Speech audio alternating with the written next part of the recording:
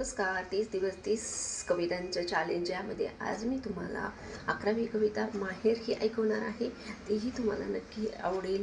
Like, share, subscribe, comment करत चला.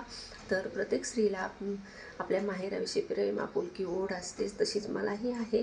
आणि ती असंच सतत माहेराचं गुणगान गात राहते. तसंच मीही बहिणाबाई चौधरी आपल्या लाडक्या कवयित्रींसारखंच आपल्या माहेराचं गुणगान या कवितेमध्ये गायलेलं आहे. तर ऐका. माहेर. सदा न कदा असते गजबज वाडा चिरेबंदी मोठा. सदा न कदा असते गजबज वाडा चिरेबंदी मोठा.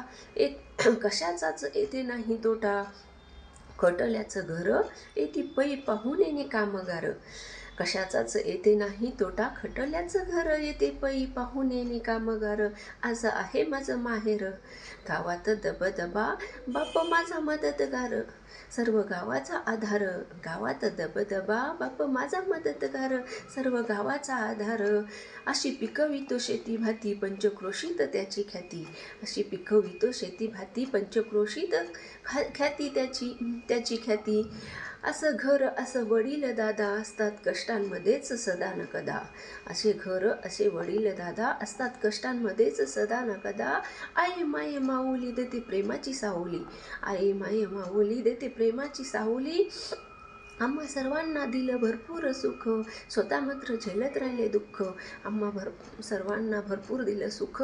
स्वतः मात्र झेलत राहिले दुःख. असे आई वडील पोटी 3 भाऊ 2 बहिणी. घडविलं त्या सर्वांना चांगलं माणूस म्हणून त्यांनी.